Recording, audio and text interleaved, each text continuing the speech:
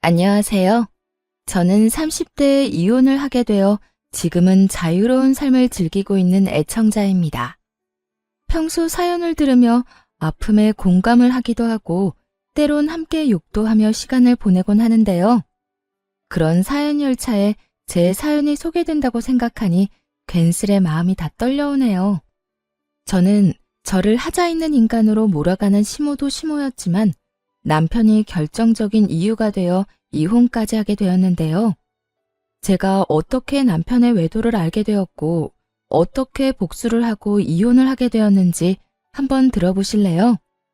남편과 저는 고등학교 동창이었는데 학교에 다닐 땐 그저 친구로 지내다 시간이 지나며 자연스럽게 연인 사이가 되어 결혼까지 하게 된 부부였죠.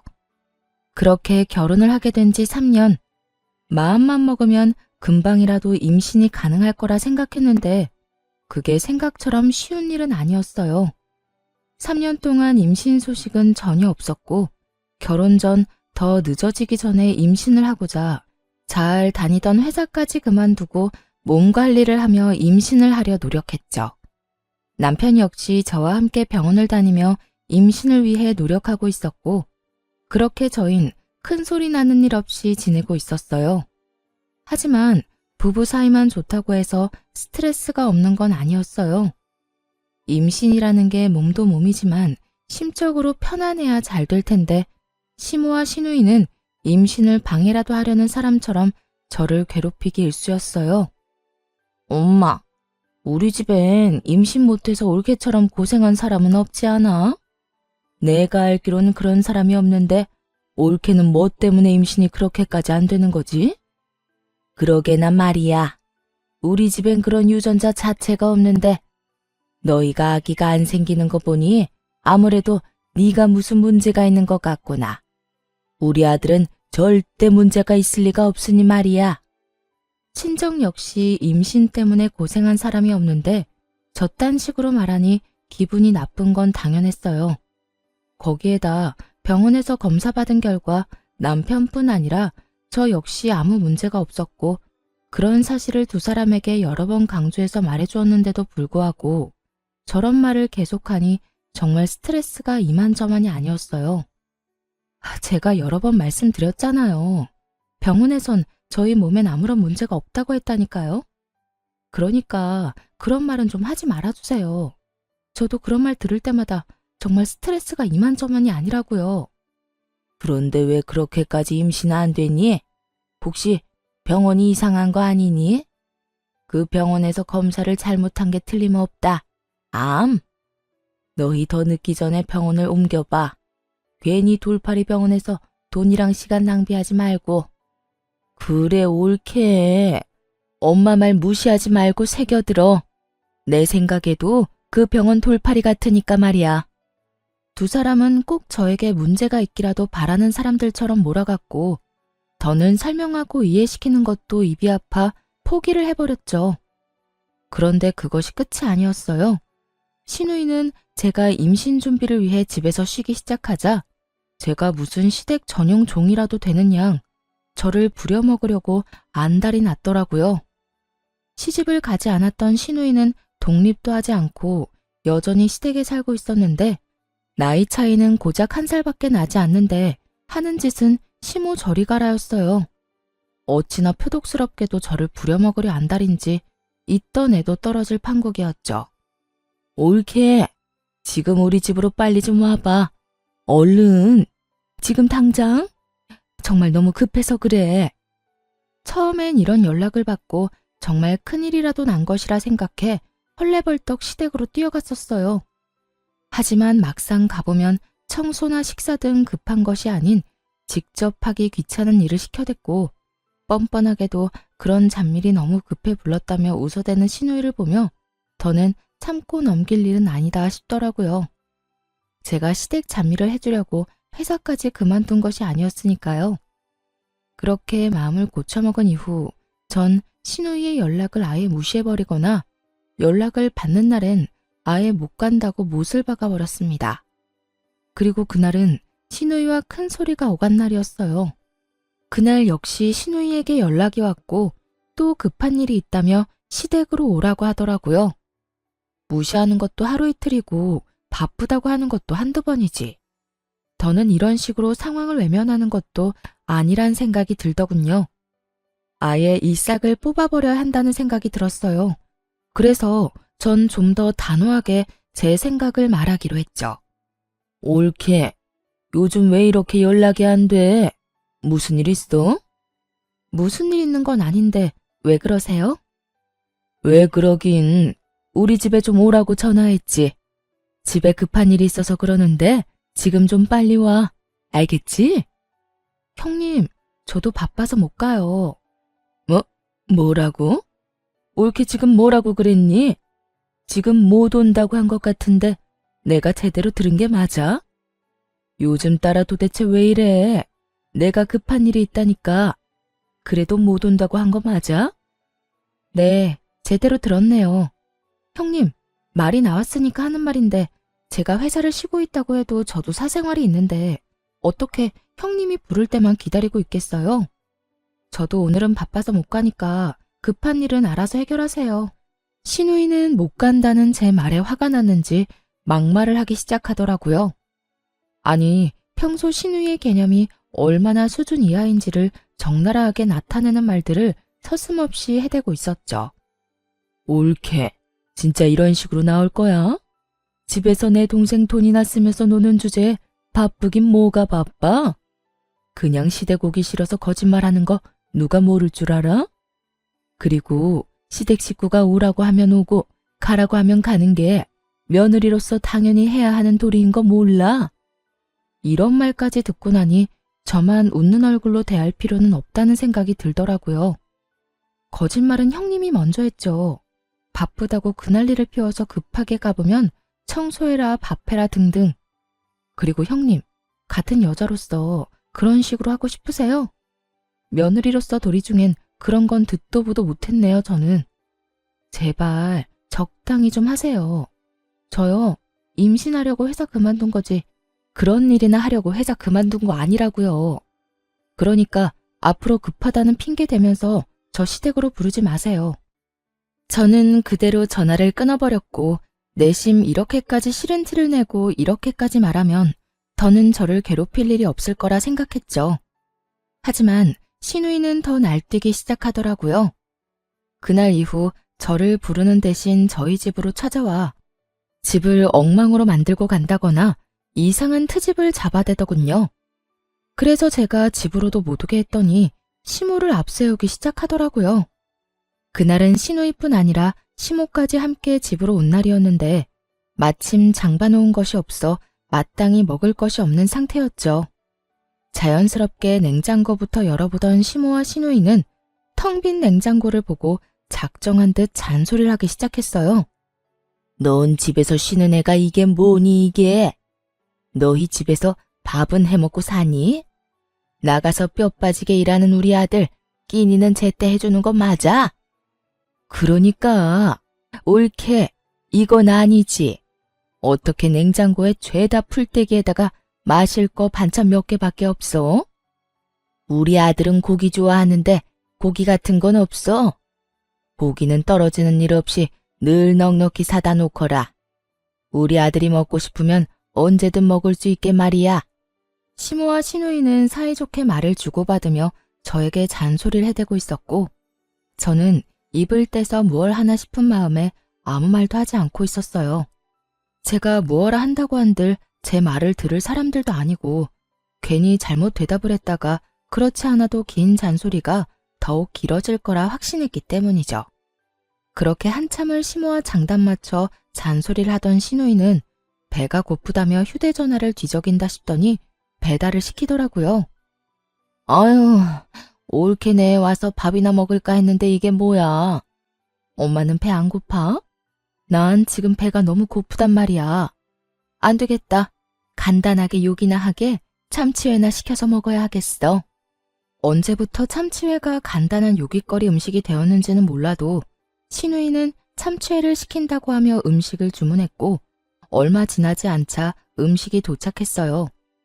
얼마나 많이 시킨 것인지 배달 오신 분의 양손 가득 음식이 들어서고 있었죠. 음식의 양도 당황스러운데 더 황당한 말이 신우이의 입에서 나오고 있더라고요. 어머, 지갑이 없네? 어떻게 하지? 올케, 카드 있지? 올케가 계산 좀 해. 잘 먹을게. 고마워. 그렇습니다. 신우이는 10만 원이 훌쩍 넘는 음식값을 바로 계산하지 않고 만나서 카드 결제 상태로 주문했더라고요. 당연히 카드도 현금도 전혀 가지고 있지 않은 채 말이죠. 제가 초대한 사람이라면 당연하게 제가 계산하는 것이 맞겠지만 제가 초대한 적도 없고 입에 들어가는 밥 한 톨도 다시 빼앗고 싶을 만큼 얄미운 시모와 시누이를 위해 그런 돈을 갑자기 쓰게 되니 너무 짜증이 나더군요. 그렇다고 해서 계산을 하지 않을 수 있는 상황도 아니었고 저는 하는 수 없이 계산을 하게 되었죠. 그것이 끝이 아니었어요. 정작 계산한 사람은 저인데 회는 저에게 한 점 먹어보라는 말도 없이 자신들의 앞접시에 다 옮겨 담아버린 후였고 함께 시킨 사이드 메뉴들은 일부러 다 헤집어 놓은 뒤라 손도 대고 싶지 않았어요. 어머, 올케는 왜 안 먹어? 설마 우리가 먼저 먹었다고 기분 상해서 안 먹는 거야? 에이, 설마. 아가, 너 우리 딸 말이 사실이야? 우리가 음식에 젓가락질 좀 했다고 기분 나쁜 거야? 아니면 더럽니? 그냥 입맛이 좀 없네요. 두 분이서 맛있게 드세요. 애초에 제 몫은 없는 것 같기도 하고요. 두 사람의 고의성이 다분한 치사하고도 어이없는 행동을 보며 따지기는커녕 말도 섞고 싶지 않더라고요. 그래서 전 대충 대답을 던져주곤 소파에 앉아 애써 두 사람에게 신경을 쓰지 않으려고 노력했어요. 그렇게 집안도 제 마음도 다 헤집어 놓은 두 사람이 돌아가고 난 후 저는 이딴 인간들 뒷바라지나 하려고 결혼을 했나 하는 회의감마저 들었고 두 사람이 어질러 놓은 그 어떤 것도 치우지 않은 채 멍하니 앉아있으니 남편이 들어오더군요. 뭐야? 집이 왜 이래? 엉망이 된 집을 본 남편이 화들짝 놀라며 저에게 물었고 너무 어이없는 상황에 화조차 나지 않았던 전 아무 감정도 없는 목소리로 남편에게 말해주었죠. 오늘 형님이랑 어머님 다녀갔어. 식탁 위에 음식물이랑 쓰레기는 형님이랑 어머님이 먹고 치우지도 않은 거고 나머지 집안 꼴도 두 사람이 다 헤집어 놓고 간 거야. 뭐? 우리 엄마랑 누나가? 심지어 오늘이 처음도 아니야. 형님은 자주 왔고 어머님은 형님만큼은 아니지만 가끔 형님이랑 올 때마다 이런 식이었어.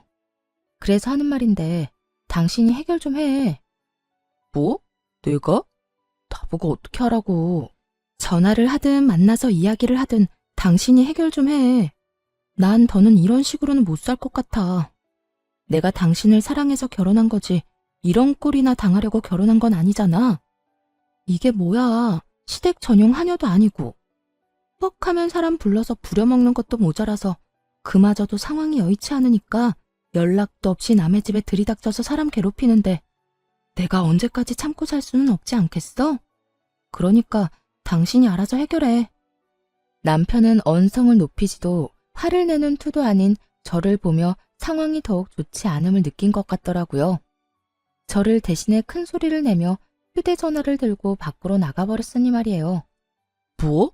심지어 이번이 처음도 아니란 말이야? 아, 정말 두 사람 다 왜 그러는 거야? 있어봐.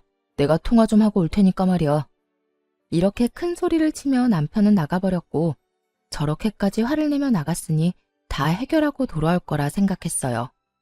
하지만 이런 제 기대와는 달리 통화를 끝내고 집으로 돌아온 남편은 들어오자마자 휴대전화를 내려놓으며 오히려 저에게 짜증을 내기 시작하더라고요. 당신, 내가 방금 누나하고 통화했는데 당신이 먼저 우리 누나 연락은 다 무시했다며? 우리 집으로 오라고 해도 바쁘다고 하고 끊어버리고 누나 말로는 당신이 먼저 말을 기분 나쁘게 했다고 하던데 그게 사실이야? 신우이는 사건의 시작이 어떻게 된 것인지는 쏙 빼먹고 딱 제가 본인에게 한 말과 행동만을 남편에게 전달했더라고요. 잘못은 시모와 신우이가 한 것인데 남편에게 짜증을 내는 것은 아니란 생각에 지금껏 참아왔는데 남편이 그 성의 없는 말투에 참아왔던 화가 끌어넘치더군요. 형님이 그래? 내가 먼저 연락도 무시하고 집으로 오라고 해도 가지도 않았다고? 내가 왜 그랬을 것 같아? 당신은 날 그렇게도 몰라? 내가 이유도 없이 그랬을 사람으로 보이냐고. 당신이 신경 쓸까봐 이때까지 말 안 한 건데 나 일 쉬기 시작하면서부터 형님 심심하면 나 불렀어. 급한 일 있다고 숨 넘어갈 것처럼 연락이 와서 가보면 설거지해라, 청소해라, 밥해라 등등. 내가 그런 거 하려고 일 쉬는 거 아니잖아. 우리 임신 때문에 나도 좋아하던 내 일까지 그만두고 집에서 관리하는 거 아니야. 그런데 어머님이랑 형님은 그런 나를 불러서는 부려먹기 바빴다고. 형님이 그런 식으로 나오는데 당신 같으면 네네 하면서 연락받고 싶겠어? 저는 고함을 지르며 따져 물었고 남편은 제 말에 잠시 움찔하는가 싶더니 생각이란 없는 인간처럼 시댁편을 들기 시작하더군요. 이유가 어찌 되었든 당신이 우리 누나 연락도 무시하고 말도 그딴 식으로 한 건 당신이 잘못한 거야. 누나가 그래도 당신보다 나이도 많고 손윗 사람인데 그렇게 무시를 당했으니 기분이 좋을 리가 있겠어? 그러니까 당신이 적당한 때 봐서 우리 누나한테 사과해. 알겠어? 신우이 대변인 노릇을 하느라 정신이 나가버린 남편을 보는데 정말 오만정이 다 떨어진다는 말의 의미를 알겠더라고요. 저에게 신우에게 사과를 하라며 우겨대는 남편을 보는데 사람이 어쩌면 그렇게 미워 보이는지 더는 마주하고 싶지도 않더군요. 그래서 전 시모와 신우이 때문에 엉망이 된 집을 손가락질하며 말했어요. 사과는 당신이나 하고 이 집 정리도 당신이 해. 뭐? 내가 왜? 내가 왜? 몰라서 물어? 이거 내가 어지럽혔어? 다 당신 엄마, 당신 누나가 이런 거잖아. 식탁 위에 저것들도 계산은 내가 했지만 난 한 입도 못 먹었고 이 집도 내 집이지만 내가 어지럽힌 건 단 하나도 없어. 당신 식구들이 이렇게 한 거니까 당신이 다 치워야 하는 건 당연한 거 아니야? 하여튼 난 절대로 못하니 당신이 알아서 처리해. 알겠어? 그렇게 저는 그대로 방으로 들어와 버렸고 밖에서 구시렁거리는 소리와 함께 치우는 소리가 들려오더군요. 그날 남편은 본인이 치운 거실에서 잠을 잤고 그렇게 저희의 사이는 점점 멀어지고 있었어요. 그때쯤부터 남편은 집에서 말도 거의 하지 않기 시작했고 전형적인 바람난 남자의 절차를 밟기 시작하더군요. 그런 남편의 모습을 보며 저는 수상하다고 생각했고 그런 생각이 짙어지던 찰나 고등학교 동창인 여자친구에게 전화가 오더라고요. 이 친구 역시 저와 똑같이 같은 고등학교 남자친구와 결혼을 한 친구였는데 할 말이 있다며 망설이는 것이 보통 일은 아니겠구나 싶더군요. 한참을 망설이던 친구의 입에서 나온 이야기는 제 예상을 훨씬 뛰어넘는 이야기였어요. 며칠 전에 남자애들끼리 동창회 한 건 알고 있어? 우리 남편도 다녀왔는데 글쎄 그 자리에 네 남편이 여자친구라면서 어떤 여자를 데리고 왔다더라? 그 인간 진짜 미친 거 아니니? 아무리 남자들끼리 모인 자리라고 해도 그 자리에 있는 남자애들 너랑 네 남편이랑 결혼한 거 다 아는데 그런 자리에 여자친구를 데리고 갔다는 것 자체가 제정신이 아닌 거야. 남자들끼리 암묵적으로 비밀로 하고 있는 모양인데 우리 남편은 아무리 그래도 이건 아닌 것 같다면서 나한테 말해주더라고. 내가 이런 말을 너한테 해야 하나 말아야 하나 고민하다가 아무리 생각해도 괘씸해서 안 되겠더라고. 그러니까 너도 넋놓고 있다가 뒤통수 맞지 말고 뒷조사 하든 해서 준비 단단히 하고 있어. 충격이 크더라고요. 외도를 저지르고 있다는 사실을 알게 된 것도 충격이었지만 어떻게 상간녀를 데리고 동창회를 나갈 생각을 할 수 있는 것인지 정말 제 상식으론 이해가 되지 않더군요. 얼마나 내가 우스웠으면 그런 식으로 행동했을까?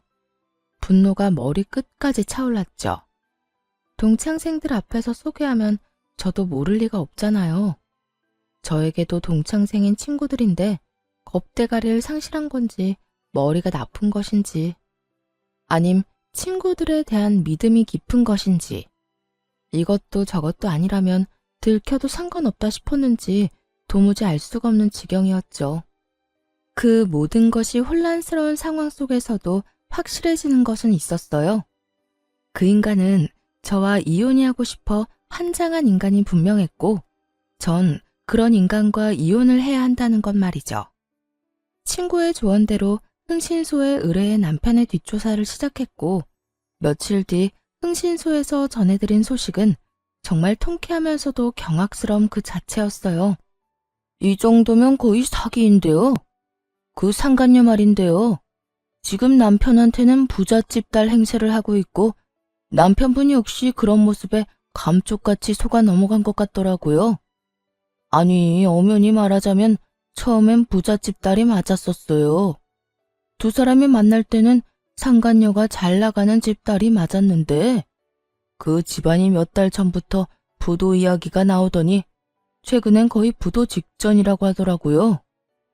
물론 상간녀는 이런 사실을 숨기고 여전히 부잣집 자식 행세를 하고 남편분한테 온갖 선물들을 뜯어내고 있고요. 대화를 들어보니 돈까지 받아 쓰고 있는 것 같던데요. 뭐 상간녀 말로는 주식에 돈이 다 묶여 있는데 지금 빼면 손해가 크다. 이런 식으로 남편분 속여서 돈을 받아내고 있는 것 같더라고요. 하여튼 자세한 내용이나 사진, 녹음 파일은 따로 보내드릴 테니 확인해 보시고 혹시나 더 필요한 거나 궁금하신 거 있으면 연락해 주세요. 들어보니 남편은 상간녀와 만난 지 적어도 반년은 더 되어 보인다고 하더라고요. 반년이라는 말에 충격이 클 수밖에 없었죠. 그땐 저와 사이도 좋을 때라 외도에 대해선 의심조차 하고 있지 않을 때였으니까요.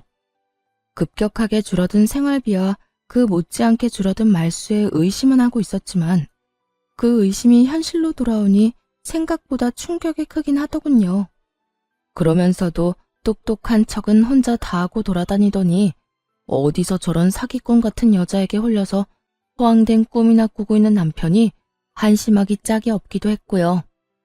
거기에다 더 어이없는 건 신우이였어요. 신우이 역시 남편의 허황된 꿈에 동참 중인 듯 했는데 사진을 보니 상간녀에게 잘 보이려 갖은 애를 쓰고 있더라고요. 함께 백화점을 다니며 상간녀는 쇼핑을 하고 신우이는 그런 상간녀의 물건을 계산해주는 것도 모자라 상간녀의 마음에 들기 위해 짐꾼 역할까지 하고 있더군요. 그 사진을 보는데 얼마나 웃었나 모릅니다. 거기에서 끝이 아니었어요. 남편과 상간녀 두 사람의 대화 녹음 파일도 있었는데 그 대화 내용도 가관이었죠. 자기야, 나 요즘 집사람이랑 사이도 좋지 않은 채로 유지 중이고 말도 제대로 안 한 지 꽤 됐어. 아마 조만간 자연스럽게 이혼 이야기가 나올 것 같아. 잘 됐지? 한껏 신난 남편의 목소리와는 달리 상간녀는 제가 느끼기에도 떨떠름한 목소리로 대답하더군요. 그래? 그런데 굳이 그렇게까지 해서 이혼하지 않아도 돼. 정 힘들면 굳이 이혼하지 말고 이대로 지내도 난 상관없어, 자기야. 에이, 그래도 이렇게 지내는 것보다 내가 빨리 정리하고 자기하고 당당히 만나다가 결혼하는 게 더 좋지. 그나저나 내가 다 정리하기만 하면 자기 부모님께 인사드릴 수 있는 건 맞지? 어? 그럼 당연하지. 그렇다면 하루라도 빨리 정리하는 게 맞지. 나도 회사 생활 지겹기도 하고 요즘 따라 힘들기도 해서 하루라도 빨리 때려치우고 우리 예비 장인어른 회사에 들어가서 좋은 자리 하나 맡고 싶단 말이야. 자기 아빠가 나 꽤 높은 자리 내주시겠지? 그렇지? 그렇겠지? 아마 자기 만나보면 괜찮은 자리 마련해 주실 거야. 그러니까 그런 걱정은 하지 말고 일단 다니는 회사 일이나 제대로 해. 그만둘 때 그만두더라도 평판이 좋아야 하니까. 우리 아빠 만나기 전까진 회사 열심히 다니란 말이야. 그럼 그런 건 걱정하지 마. 그렇지 않아도 당장이라도 사표 던지고 싶은 거 참고 또 참으면서 웃으면서 일하고 있어. 자기 말대로 다른 회사 가더라도 사람 일이란 건 혹시 모르는 일이고 평판이 중요하니까 말이야. 남편은 상간녀가 파트로 매주를 쓴데도 믿을 태세였고 상간녀는 정말 이혼까지 하고 회사를 그만둬버리면 자신이 남편을 꼼짝없이 책임져야 하니 그건 또 싫었을 거예요. 그렇다고 해서 지금 든든한 돈줄이 되어주는 남편을 버릴 순 없어 보이더군요. 교묘하게 이혼은 권하지도 않고 회사를 그만두면 안 된다는 말을 계속 반복하는 걸 보니 말이에요. 그렇게 대화만 들어도 저는 상간녀의 속마음이 다 들리는데 여전히 아무것도 모르는 남편은 격양된 목소리로 이런 말까지 하더군요. 에이, 진짜. 당장이라도 집사람이랑 이혼해버리고 싶은데 얼마 안 되는 재산 정리도 좀 해야 하고 이것저것 잡음 없이 끝내려면 시간이 조금 걸릴 수도 있어. 그러니까 자기가 넓은 아량으로 조금만 더 기다려줘. 난 괜찮으니까 이혼도 너무 서두르지 마. 알겠지? 역시 우리 자기는 마음도 넓어. 남편의 신난 목소리를 듣고 있는데 그 순간 명의 이전 이야기를 했던 것이 떠오르더라고요. 결혼할 당시 집 명의를 제 명의로 했었는데 최근에 이런저런 핑계를 대며 명의를 이전해달라고 했던 것이었죠. 명의 이전은 생각지도 못한 일이라 귀등으로 듣고 생각해보자며 말을 돌리곤 했었는데 그때 생각해보니 남편에겐 다 계획이 있었더라고요. 저에게서 집을 뺏은 후 속 시원하게 저와 이혼하고 상간녀와 새 출발을 할 계획 말이에요. 그렇게 남편의 추악한 계획과 시누이와의 관계까지 모두 알게 된 저는 이혼 전문 변호사분을 만나 이혼을 준비하기 시작했고 이런 사실을 꿈에도 알지 못하는 남편과 시누이는 상간녀에게 잘 보이려 있는 돈 없는 돈 모두를 다 끌어다 쓰고 있더군요. 전 마음속으로 두 사람의 행보를 응원했고 제 이혼 준비가 끝날 즈음 남편이 집으로 회사 짐박스를 안고 들어오더라고요. 씩씩거리며 들어오는 꼴이 회사를 그만둔 듯 했어요. 그게 무슨 짐이야? 혹시 회사 그만뒀어? 남편은 박스를 바닥에 던지듯 내려놓으며 과하게 성질을 내더군요. 보면 몰라? 아, 진짜 짜증이 나 죽겠어. 박 과장은 자기가 내 월급을 준다고 착각이나 하는가 봐. 나만 보면 시비에다가 나만 보면 못 잡아먹어서 안달이라니까. 그래서 상사랑 한바탕 하고 그만뒀다. 이 말인 거네. 그래. 아, 차라리 잘 됐어. 이까짓 회사 그만두고 싶었는데 이참에 나도 좀 쉬면서 새 출발하지 뭐. 남편은 상간녀라는 믿을 구석이 있었던 터라 직장 상사와 트러블이 일어나기 무섭게 회사에 사표를 던져버렸고 그런 남편의 모습을 보며 오늘이 그날이구나 싶더라고요. 자고로 집도 절도 없을 때 버려야 더 큰 복수가 되지 않을까 싶었으니까요. 전 여전히 씩씩거리는 남편을 뒤로 한 채 방으로 들어가 남편의 짐을 싸 거실로 나왔어요. 제가 큰 캐리어를 건네자 소파에 앉아 넥타이를 풀던 남편이 화를 내며 말하더라고요. 이게 뭐야? 나 나가라고? 응, 나가. 당신 진짜 너무한 거 아니야? 아무리 당신이랑 상의 한마디 없이 회사를 그만뒀어도 그렇지. 어떻게 이런 식으로 가장을 내쫓으려고 할 수가 있어? 그렇게 상간녀에겐 이혼 노래를 부르더니 막상 저에게 쫓겨나는 건 자존심이 상하는 일이었던 건지 화를 막 내더라고요. 그 모습이 얼마나 기가 차고 어이가 없는지 저도 모르게 코웃음이 다 나더라고요. 당신이 상의도 없이 회사 그만둔 거? 물론 그것도 문제가 있지. 그런데 설마 그런 걸로 내가 당신을 쫓아내겠어? 그러면 이 짐은 뭔데? 방금 나보고 나가라며. 응, 나가. 내가 지금 나가라는 건 당신이 단지 회사를 그만둬서 그런 게 아니라 당신이 바람을 피우고 있기 때문이야. 당신이 바람을 피우고 있는데 회사 그만둔 게 무슨 문제가 되겠어? 여보, 내가 바람이라니 무언가 오해를 하나 본데 나 그런 짓 절대 못하는 거 알잖아. 그런 짓은 절대 못한다는 인간이 내 뒤에선 내 등에 그렇게 비수를 꽂았어? 내가 정말 몰라서 이때까지 참은 줄 알아? 저는 고함을 질러버렸고 남편의 얼굴은 사색이 되어가더라고요. 제가 모든 사실을 안다는 건 계획에는 전혀 없던 일이라 어떻게 해서든 이 난관을 헤쳐나가 보려 갖은 애를 쓰더군요.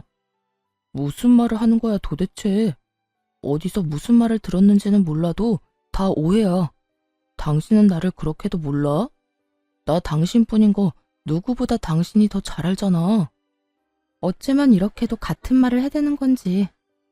남편 역시 세상에서 여자는 저뿐이라는 듯 간절한 눈빛으로 거짓말을 해대고 있었고, 전 그런 남편에게 콧방귀를 뀌어주며 제가 듣고 본 사실들을 읊어주기 시작했어요.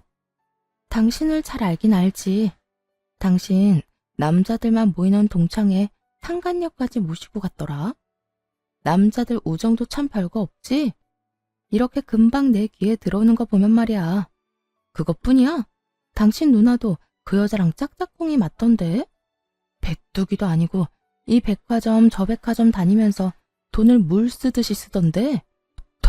당신이 그걸 어떻게... 누가 다 말한 거야? 당신 혹시 내 뒷조사했어? 뒷조사를 했든 앞조사를 했든 지금 어떻게 한지가 중요해? 내가 모든 사실을 다 알았다니까. 당신이 지금 부잣집 여자랑 적어도 6개월 전부터 만나왔단 거. 그 부잣집 여자한테 눈이 멀어서 나하고 어떻게 하면 이혼을 잘할 수 있을까 머리 굴리고 있는 거. 심지어 바람까지 피운 주제에 꼴랑 하나 있는 이 집도 나한테서 뺏어가려고 명의까지 가져가려고 했던 것까지 말이야. 참 대단하다 대단해. 그래도 우리가 연애부터 시작해서 결혼 생활까지 몇 년인데 나한테 이 집 넘겨주는 게 그렇게 아까웠니? 하물며 이 집 살 때 내 돈이 더 많이 들어갔는데. 남편은 제 말에 더는 할 말이 없는지 제 눈치를 살피다 깊은 한숨을 길게 내쉬더라고요. 그리곤 이내 지금까지 보였던 눈빛과는 전혀 다른 눈초리로 절 보며 이렇게 말하더군요. 그래, 아까웠다 아까웠어. 당신 돈이 얼마나 많이 들어갔든 어쨌든 내 돈도 들어갔고 집값도 그만큼 올랐는데 안 아깝겠어? 그래서 어떻게 해서든 명의 내 명의로 옮겨오고 자연스럽게 이혼하려고 했었다. 그게 그렇게 잘못한 일이야? 사람이라면 전부 자기 이득부터 따지기 마련이야. 나도 자연의 이치에 따라 내 이득 좀 따지겠다는데 그게 왜? 남편은 무엇이 잘못된 것인지 전혀 알지 못하는 눈치였어요. 애초에 저와 남편의 사이에서 제일 큰 문제는 남편이 저를 배신하고 다른 여자를 만났다는 것인데 그것에 대한 언급은 단 한마디도 없이 오로지 집 이야기, 이득 이야기만 한 걸 보니 말이에요. 당신 머릿속엔 지금 돈밖에 없어? 오로지 이득, 돈, 재산 이런 거밖에 없냐고. 당신 이득 따지는 거 가지고 내가 이래? 지금 우리 사이의 문제는 당신이 나하고 검은 머리가 팥뿌리가 될 때까지 잘 살아보자던 약속을 어기고 다른 여자한테 홀려서 나를 버리겠다는 계획을 세운 게 문제라는 거야. 당신이 날 배신했다는 게 문제라고. 검은 머리 팥뿌리가 될 때까지 잘 살아보자. 요즘 세상에 그걸 지키고 사는 부부가 몇이나 된다고 이래? 다들 밖에서 마음 맞는 이성 친구 한두 명씩은 두고 스트레스도 풀고 그러고 산다고. 그걸 보고 버렸다, 배신이다, 그러면 안 되지. 다 순리대로 지내다 보니 어쩔 수 없이 일어난 일들이라고. 뭐? 순리? 언제부터 불륜이 당연한 흐름이 되었니? 네가 사는 세상이 어떤 세상인지는 모르겠지만 내가 사는 세상엔 불륜은 당연한 게 아니거든? 당신 어쩌다 인간이 이렇게까지 변했어? 어쩌다 인간이 이렇게까지 파렴치한이 됐냔 말이야. 지금 그런 게 중요해? 아, 다 됐고 당신도 나한테 더는 미련 없지? 나도 당신한테 감정 사라진 지 오래야. 이 빌어먹을 집 때문에 당신이랑 계속 살았던 거지 당신한테 마음이 있어서 같이 살았던 게 아니라고. 차라리 잘 됐지 뭐. 이딴 집 당신이나 가지고 일도 이렇게 다 틀어진 김에 이혼이나 빨리 하자. 당신이랑 이혼하고 그 여자랑 결혼만 빨리 하면 이까지 집값이야 껌값인데 뭐. 상간녀의 집이 쫄딱 망한 것은 꿈에도 모르는 남편은 기고만장한 얼굴로 저에게 집이나 먹고 떨어지라며 집을 나가버리더군요. 앞으로 본인 앞에 펼쳐질 앞날에 대해 아무것도 알지 못한 채 기고만장한 꼴로 집을 나가는 남편의 뒷모습을 보는데 화가 나기는커녕 웃음만 났습니다. 그렇게 진행된 이혼에서 저는 남편, 상간녀, 시누이 모두에게 위자료를 청구했고 세 사람 모두에게 위자료를 받고 이혼할 수 있었어요. 이혼하는 그 순간까지 상간녀는 부잣집 딸 연기를 하고 있었는데 저에게 주어야 하는 위자료 역시 전 남편에게 받아내고 있더라고요. 자기야, 나 아직 주식 정리를 못했는데 위자료 어떻게 해? 아까 들어보니까 위자료 이자가 은행 이자보다 높던데. 그냥 주식을 정리해야 싶기도 하고. 그런데 지금 정리하면 손해가 너무 심한데? 그래? 그러면 그냥 내가 대출받은 김에 조금 더 받아서 줄게. 어차피 그 주식 한 달 정도만 있으면 정리할 수 있다고 했잖아. 응.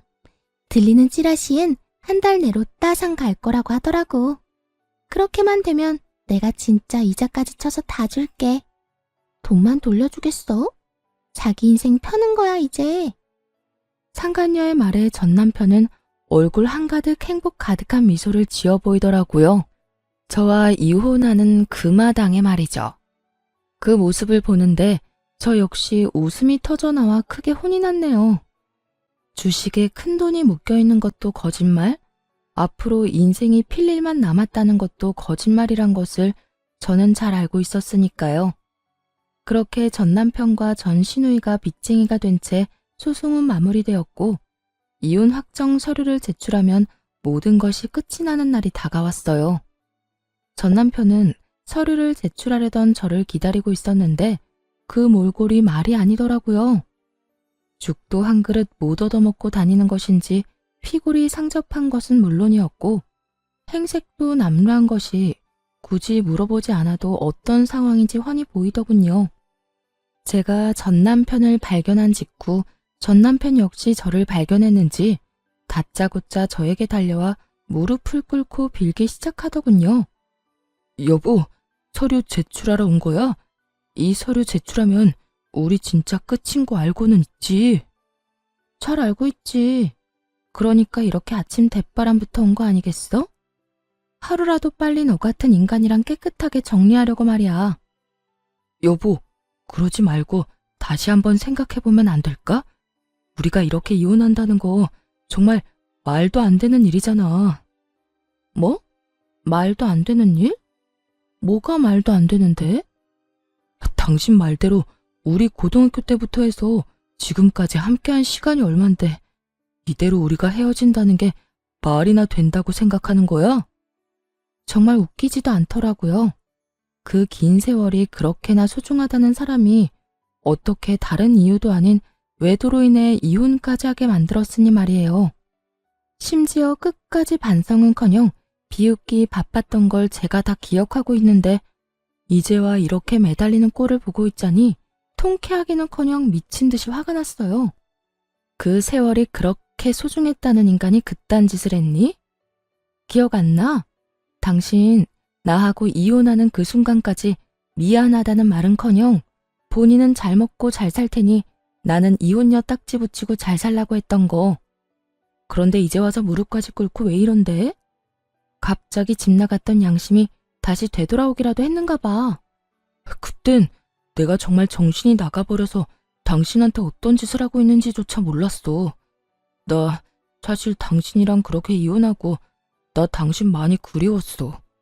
나한테 당신이 정말 없어서는 안 될 존재라는 것도 알았고 오로지 당신만이 내가 사랑할 수 있는 여자란 걸 깨달았지 뭐야. 깨닫기는 개뿔. 상가녀의 집이 쫄딱 망해버려 쥐뿔도 없는 상황이란 걸 전 남편은 알게 되었고 전 남편은 상간녀를 닥달하기 시작했다 하더군요. 손해볼 것이 하나 없는 상간녀는 헤어지자는 말과 동시에 받았던 돈은 한 푼도 갚지 않고 도망을 가버렸다는 소문을 이미 다 전해들어 알고 있는 상태였죠. 그러니까 전 남편은 저에 대한 사랑이 그리운 것이 아니라 거짓골이 된 자신이 아쉬워서 저에게 매달리는 것임을 저는 누구보다 잘 아는 상태였죠. 참, 거짓말도 정성껏 잘한다. 야, 내가 너 바람난 것도 다 알고 있었는데 네가 지금 왜 이러는지 모를 줄 알아?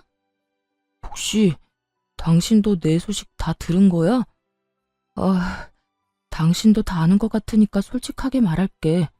그 여자 알고 보니까 회사 부도가 났었더라고.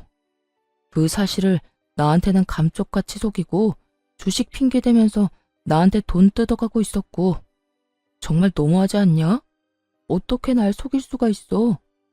어쩐지 내가 당신하고 이혼한다고 할 때마다 반응이 시원치 않더라니.